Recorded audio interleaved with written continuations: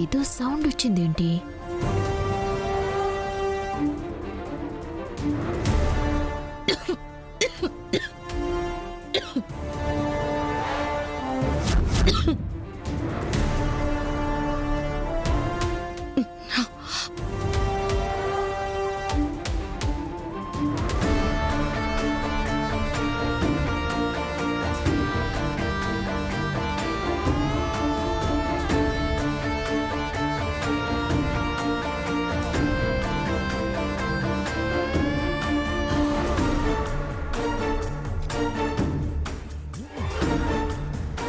అందరూ అన్ని మాటలని అవమానించినందుకు నా మాటలకి బాధపడి ఎక్కడ మూల కూర్చుని ఏడ్చుకుంటూ ఉంటావనుకుంటే మావయ్య రూంలో ఏం చేస్తున్నావే?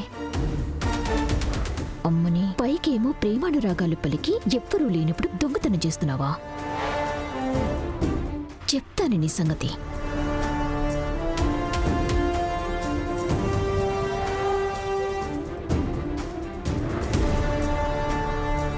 అమ్మా, అన్నీ సిద్ధంగా ఉన్నాయి. పూజ ప్రారంభించేద్దామా? యామిని, వెళ్ళి కూర్చో. సరే అమ్మా. ఒక నిమిషం. కేదార్, జగదాత్రి ఎక్కడ?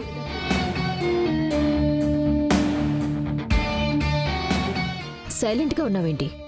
జగదాత్రి ఎక్కడా? అది అది ఆలు మళ్ళీ చెప్తావు గాని ముందు నీ భార్య అయిన జగదాత్రి ఎక్కడుందో చెప్పు. ఇక్కడే ఎక్కడ ఉండుంటుంది నిష్క. ఇక్కడో కాదు వదినా, మావయ్య రూంలో.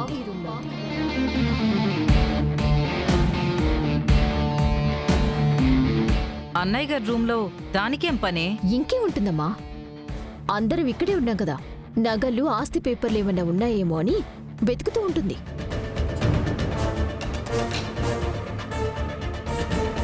అమ్మా, అయితే ఇంతమంది వద్దంటా ఉన్నా, ఈడికొచ్చినాక ఇంతమంది అవమానించినా కూడా అమ్మి ఈడ్నే ఉన్నింది ఎందుకన్నమాట.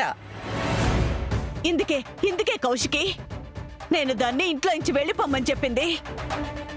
దాని దొంగ బుద్ధి గురించి నాకు తెలుసు కాబట్టే నేను దాన్ని ఇంట్లోకి రానివ్వనంది. అసలు నిషిక ఎవరిని చూసి ఎవరనుకుందో తెలియకుండా, జగదాత్రి ఆ గదిలో ఉందో లేదో తెలుసుకోకుండా ఎందుకమ్మా అలా మాట్లాడడం?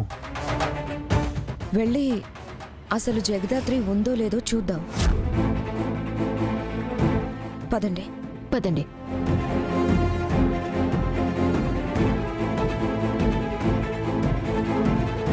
రండి వదినా, రండి.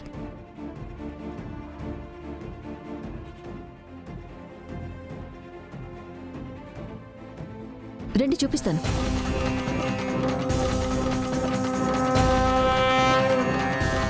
ఇక్కడే ఉండాలి కదా. ఏదిది?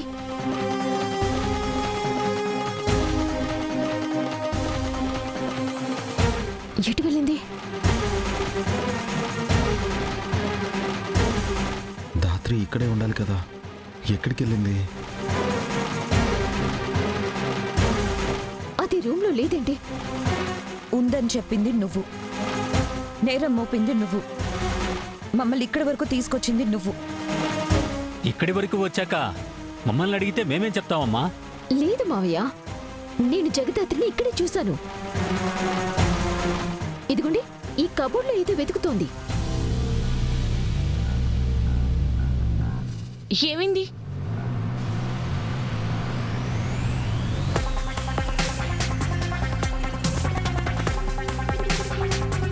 అందరూ అలా చూస్తున్నారేంటి? నువ్వు లోపల కదా ఉండాలి, బయట నుంచి ఎలా వచ్చావు? నేను బయటే ఉంటే లోపలెందుకుంటా? లోపలుంటే బయట నుంచి ఎందుకు వస్తా నిషి? మావయ్య అమ్మ ఫోన్ ట్యాప్ చేసినందుకు మీనన్ దగ్గర నుంచి 2 లక్షలు తీసుకున్నాడా?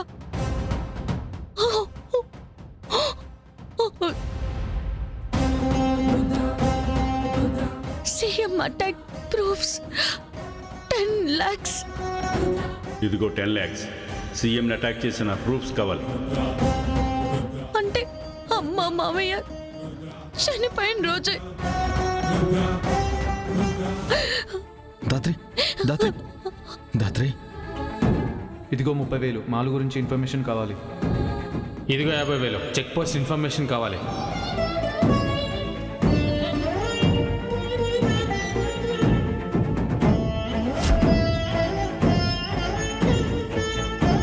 మీరు దీన్ని తీసుకువెళ్తే మన ఫ్యామిలీ డేంజర్లో పడ్డంతో పాటు ఇవి మీనన్ చేతుల్లోకి వెళ్తాయి. కానీ పోలీసులను నమ్మి నేను ఈ ప్రూఫ్స్ ఇవ్వలేను.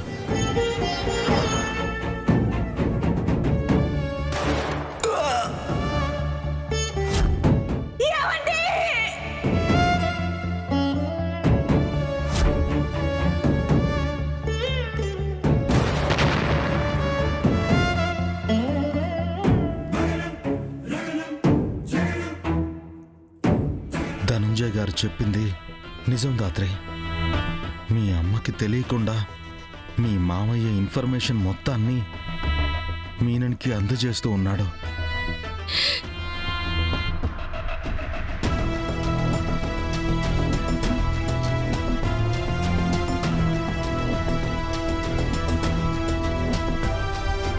నేను మా చెల్లి నిజాయితీని తనకే తెలియకుండా మీనన్ దగ్గర తాకట్టు పెడుతున్నాను.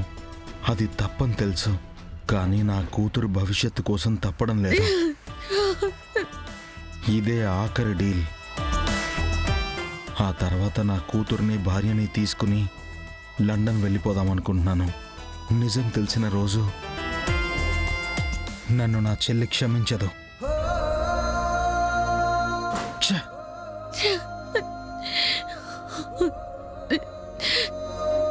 ఇప్పుడు ఏం చేద్దాం దాత్రి? వెళ్ళి ఈ విషయం ఇంట్లో వాళ్ళకి చెప్దామా?